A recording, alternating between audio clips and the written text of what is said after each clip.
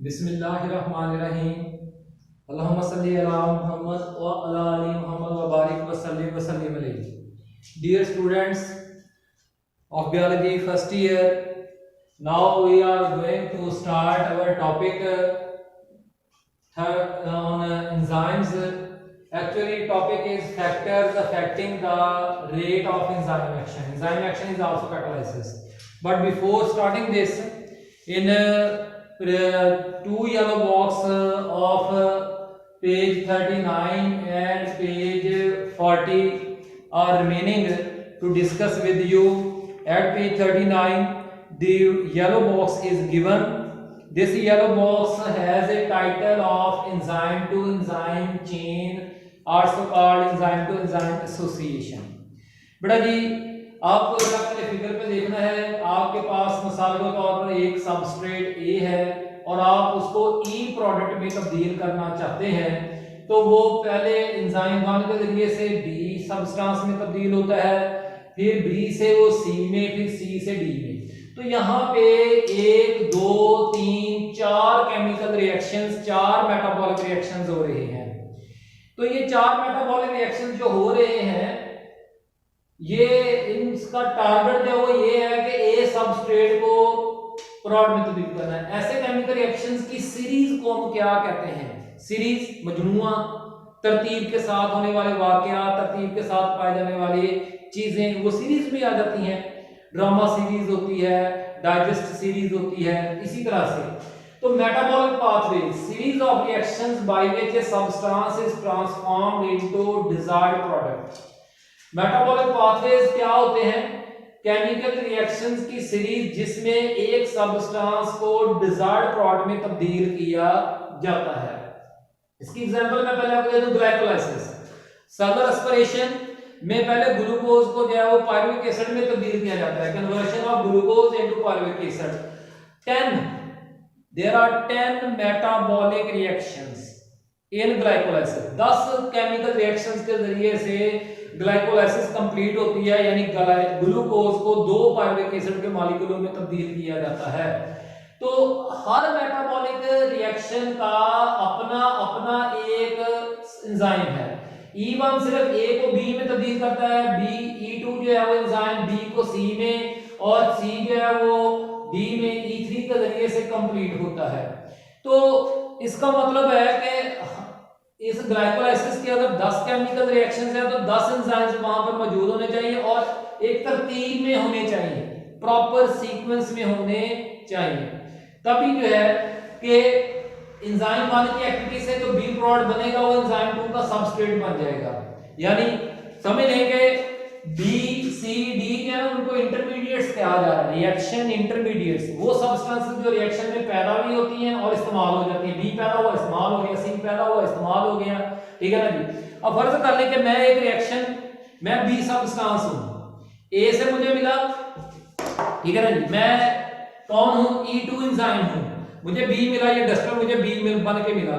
मैंने E2 enzyme ने क्या किया? इसको सी में तब्दील कर दिया, ठीक है ना जी। मैं E2 एंजाइम हूं, मैंने E1 एंजाइम से क्या लिया?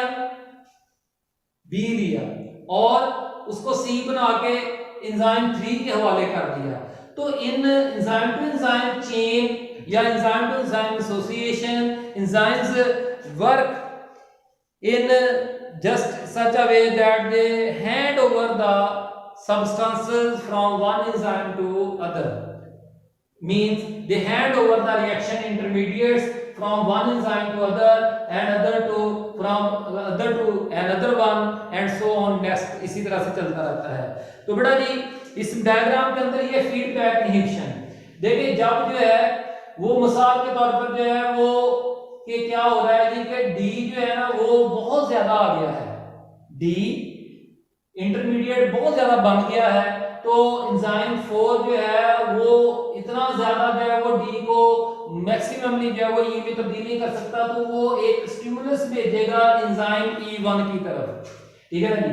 डी जो है उसकी एक्स्ट्रा कंसंट्रेशन एंजाइम E1 की तरफ जाएगी और E1 की एक्टिविटी को स्टॉप कर देगा, इनहिबिट कर देगा, ठीक हो गया ना जी। तो इसको कहते हैं फीडबैक इनहिबिशन। तो ऑटोमेटिकली बी नहीं बनेगा, सी नहीं बनेगा, तो डी कम होना शुरू हो जाएगा। और जैसे ही जब ये डी कम होना शुरू हो जाएगा तो सी भी कम हो जाएगा, बी भी कम हो जाएगा, तो ए की क्वांटिटी क्या होना शुरू हो जाएगी, बढ़ना शुरू हो जाएगी। जैसे ही ए की क्वांटिटी बढ़ती है तो वो एंजाइम 4 को और ज्यादा एक्टिवेट करता है। प्रीकर्सर एक्टिवेशन जो ज्यादा से ज्यादा डी को किस में तब्दील करो, पहले ही कम है लेकिन उसको और, तो डी कम होने की वजह से E3 एक्टिवेट होगा, E2 एक्टिवेट होगा और सारे एंजाइम जो है एक्टिवेट हो जाएंगे। तो मेटाबॉलिक पाथवे सीरीज में जो है सबस्ट्रेट और प्रोडक्ट्स जो है ये एक दूसरे के लिए, सबस्ट्रेट और जो प्रोडक्ट्स हैं ये एक दूसरे के लिए क्या करते हैं, देखिए अगर प्रोडक्ट ज्यादा बन रही है तो एंजाइम है E1 को इनहिबिट कर दिया जाएगा, अगर प्रोडक्ट्स कम बन रही हैं तो सबस्ट्रेट ज्यादा है तो ये E4 को एक्टिवेट कर दिया जाएगा। तो मेटाबॉलिक रिएक्शंस में एंजाइम अपनी एक्टिविटी को कंट्रोल करते हैं by the concentration of substrate and products. तो इसको हम फीडबैक मैकेनिज्म भी कह देते हैं या feedback inhibition and feedback activation भी कह देते हैं। तो बेटा जी अगला जो येलो बॉक्स है ये हमने पहले भी डिस्कस किया हुआ है, क्लास ऑफ एंजाइम्स है। Most of the enzymes do not float in the kind of cytoplasmic soup, जिसे हम साइटोसोल कहते हैं, ठीक है ना जी। सूप से मुराद यहाँ पे क्या है, साइटोसोल। तो बेटा यहाँ पे ना किताब में दो बातें कर दी गई हैं। पीछे जो पिछला जो लेक्चर 1 था उसमें कहा गया था ज्यादातर एंजाइम्स जो हैं वो साइटोप्लाज्म में पाए जाते हैं, इस येलो बॉक्स में कहा जा रहा है कि नहीं पाए जाते हैं। तो बेटा जी मेरी अपने जो इल्म है उसके मुताबिक मैं आपको बता रहा हूँ कि ज्यादातर एंजाइम जो है वो साइटोप्लाज्म में ही पाए जाते हैं। तो बाकी जो एंजाइम्स हैं they are attached to the membrane systems. Membrane system से बात सेल ऑर्गेनेल्स है, मसलन रेस्पिरेशन वाले एंजाइम्स माइटोकॉन्ड्रिया में पाए जाएंगे, फोटोसिंथेसिस वाले क्लोरोप्लास्ट में वगैरह वगैरह जो है। तो ये बड़ा नहीं। अब चलते हैं topic factors affecting the rate of enzyme action. Enzyme action को कैटालाइसिस कहते हैं, दूसरे लफ्जों में कह सकते हैं factors affecting the rate of catalysis. पहले नंबर पे आपको रेट ऑफ रिएक्शन या रेट ऑफ कैटालाइसिस का पता होना चाहिए क्या है। बड़े मैंने डेफिनेशन एक लिख दी है, number of moles of reactants used और number of moles of products formed in 1 second. याद रखेंगे मैंने क्या लिखा है, आर लिखा है, ठीक हो गया ना जी, कि या तो रिएक्टेंट्स जितने 1 सेकंड में इस्तेमाल होते हैं या प्रोडक्ट्स जितने 1 सेकंड में पैदा होते हैं। Factors affecting the enzyme specific structure, वो फैक्टर जो कि एंजाइम स्ट्रक्चर के ऊपर असरअंदाज होते हैं। तो देखिए बात ये है, enzymes are basically globular proteins and they have very their specific function is directly you can say strongly linked with its specific structure.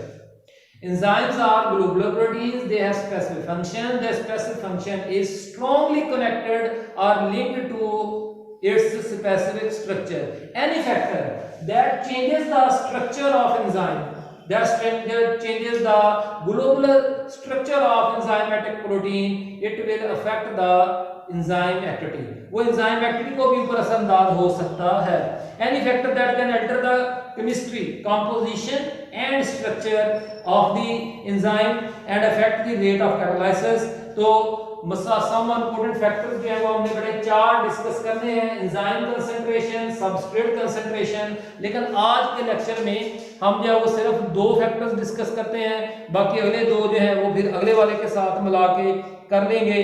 तो एंजाइम कंसंट्रेशन देखिए, मिसाल के तौर पे फर्ज कर लें, मैं आपको एक एग्जांपल देता हूं, मेरी एग्जांपल को जरा गौर से सुनिएगा। मैंने मिसाल के तौर पर जो है वो आपको मार्कर्स दिए हैं, कि आपने जो है ना वो 1 मिनट के अंदर जो है वो सेंटेंसेस लिखने हैं बोर्ड के ऊपर, ठीक है ना जी। मार्कर दिए हैं आपको बोर्ड के ऊपर, ये मार्कर्स जो है वो क्या है, एंजाइम्स हैं, ठीक हो गया ना जी। और जो बोर्ड है वो क्या है, वो सबस्ट्रेट है, और उसके ऊपर जो सेंटेंसेस आप लिखेंगे, सेंटेंसेस, मसलन मैं कहता हूं ये बकरा ईद आ रही है, तो आप समझ लेंगे कि आपने जो वो गाय के ऊपर जो है वो सेंटेंसेस लिखने हैं काउ के ऊपर, तो ये सेंटेंसेस ऑन काउ जो है ये क्या है, प्रोडक्ट्स है। ठीक हो गया बेटा जी। तो अब अगर मैं जो है वो मिसाल के तौर पर मेरे पास 10 मार्कर हैं, आप बहुत सारे हैं, ठीक है ना जी, तो आप एक मिनट में 10 मतलब एक स्टूडेंट जो है, वन स्टूडेंट राइट्स, ये रिएक्शन है, रिएक्शन पाथ है, क्या है, reaction path. One student rights 10 sentences in 1 minute, 1 minute में लिखता है, तो ये हमारा क्या हो गया, रेट ऑफ रिएक्शन हो गया। अब बेटा कि अगर मैं 10 मार्कर देता हूं, मैं 10 एंजाइम्स देता हूं तो 1 मिनट में 10 ऐसे लिखे जाएंगे। अगर मैं 15 देता हूं तो 1 मिनट में 15 ऐसे लिखे जाएंगे, समझे, 15 सेंटेंसेस लिखे जाएंगे, 15 सेंटेंसेस लिखे जाएंगे। तो अगर मैं 20 देता हूं तो अब मिसाल के तौर पर आपकी क्लास है 35, ठीक हो गया ना जी, मैंने जैसे जैसे जो है वो मार्कर की तादाद बढ़ाता जा रहा हूं, एंजाइम की कंसंट्रेशन बढ़ाता जा रहा हूं, तो होता क्या जा रहा है, एक्टिव साइट्स बढ़ती जा रही है, वो ज्यादा से ज्यादा सबस्ट्रेट को पकड़ के किसमें तब्दील करते जा रहे हैं, प्रोडक्ट्स में तब्दील करते जा रहे हैं, ठीक है ना जी।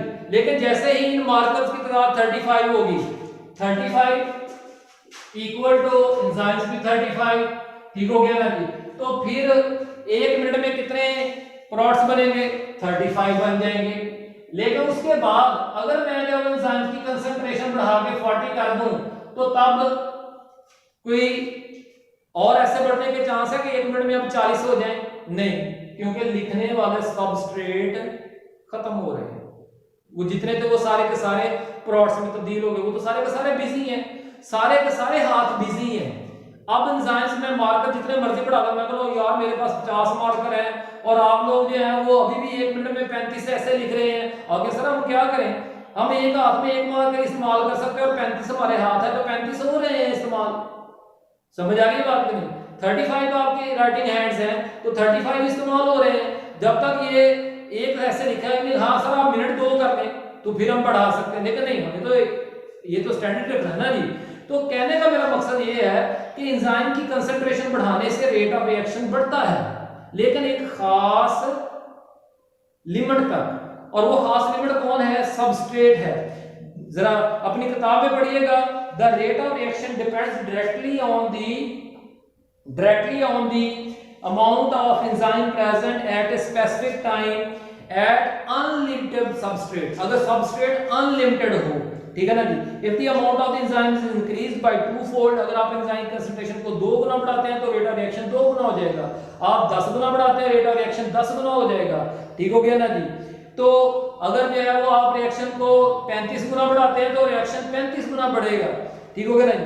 By increasing the enzyme molecules are increase in the number of active sites, ऐसा क्यों होता है कि जब आप एंजाइम्स की कंसंट्रेशन बढ़ाते हैं तो एक्चुअली एक्टिव साइट्स की तादाद बढ़ जाती है, which more active sites will cover the substrate molecule into products, जितनी active sites होंगी उतने products substrate products में तब्दील होंगे in the given period of time। after a certain limiting concentration the rate of reaction will no longer depend upon this increase। जैसे ही enzyme और substrate की concentration बराबर हो जाती है, एंजाइम और सबस्ट्रेट की कंसंट्रेशन बराबर हो जाती है, फिर एंजाइम की कंसंट्रेशन बढ़ाने से रेट ऑफ रिएक्शन बढ़ने वाला नहीं है। बड़े दूसरे फैक्टर की तरफ चलते हैं, किसकी तरफ जी, सबस्ट्रेट की कंसंट्रेशन। अब मिसाल के तौर पर आपके पास मार्कर कितने हैं, 35 ही है, लेकिन सबस्ट्रेट यानी writing hands, substrate writing hands जो हैं वो कितने हैं जी, वो लेट्स सपोज पहले 5 हैं, तो फिर भाई प्रोडक्ट्स कितने होंगे, प्रोडक्ट्स कौन है, ऐसे हैं, ठीक है, कितने होंगे, 5 बनेंगे, जितने सबस्ट्रेट है जी उतने प्रोडक्ट्स बन जाएंगे। लेकिन अगर आप जब वो 5 से बढ़ा के, इसको 5 से बढ़ा के मिसाल के तौर पर आप जब वो 10 करते हैं तो भाई प्रोडक्ट्स भी 10 हो जाएंगे, क्योंकि एंजाइम्स अवेलेबल हैं।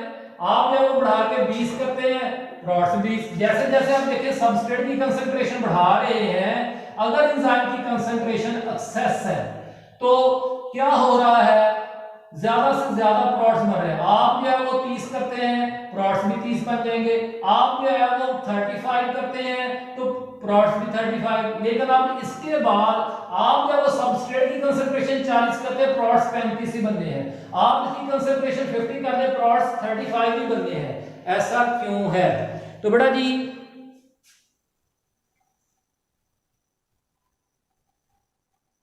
ऐसा क्यों है? ऐसा इसलिए है कि जो है वो जैसे ही एंजाइम्स की कंसंट्रेट देखें, एंजाइम्स की एक्टिव साइट जब फुली ऑक्युपाइड हो जाएंगी तो वो मजीद सबस्ट्रेट को तब्दील करेंगे। इस डायग्राम को देखें एक्स एक्सिस वाई एक्सिस के साथ। इधर क्या है वो क्या लिखा हुआ है, एक्स एक्सिस के साथ सबस्ट्रेट कंसंट्रेशन और इधर क्या है, रेट ऑफ रिएक्शन। तो एक एंजाइम E1 है, एक एंजाइम E2 है। तो जैसे जैसे आप सबस्ट्रेट की कंसंट्रेशन बढ़ा रहे हैं, रेट ऑफ रिएक्शन भी बढ़ रहा है। ठीक है ना जी, सबस्ट्रेट की कंसंट्रेशन बढ़ी, रेट ऑफ रिएक्शन बढ़ गया। सबस्ट्रेट की कंसंट्रेशन बढ़ी, ये बढ़ गया। लेकिन ये पॉइंट जहां पे सबस्ट्रेट और एंजाइम की कंसंट्रेशन बराबर हो गई, वहां पे इस पॉइंट को हम क्या कहते हैं, सैचुरेशन। इसी तरह से ये एक और है, दूसरा मतलब ये इसको उन्होंने लिखा हुआ है, चले इधर बी एंजाइम और ये ए एंजाइम, तो ये सबस्ट्रेट ए के लिए हो गया, ये सबस्ट्रेट बी। तो ये पॉइंट पता नहीं किसको रिप्रेजेंट करते हैं, सैचुरेशन। जहां पे जो है वो सैचुरेशन यानी कि all the active sites are fully occupied, all the active sites are fully occupied. Saturation, the state at which active sites of available enzymes are occupied by substrates is called saturation. So if enzyme concentration kept constant, the amount of substrate is increased, a point is reached. मैंने उस point को state कह दिया है, where further increase in substrate does not increase the rate of reaction. कि मजीद अगर आप substrate की concentration बढ़ाएंगे तो products रेट ऑफ रिएक्शन नहीं बढ़ेगा, वो उतना ही रहना है जितना के एंजाइम की कंसंट्रेशन के मुताबिक। तो this is because at height substrate level all the active sites of enzymes are occupied and further increase in substrate does not increase. मजीद सबस्ट्रेट की कंसंट्रेशन में इजाफा रेट ऑफ रिएक्शन को नहीं बढ़ाता। बेटा जी कोई भी सवाल व्हाट्सएप पे पूछें। अल्लाह ताला हम सब का मददगार हो, आमीन। अगले लेक्चर में जब हम ये दूसरे दो फैक्टर्स टेम्परेचर, पीएच और इनहिबिटर्स को डिस्कस करेंगे। शुक्रिया।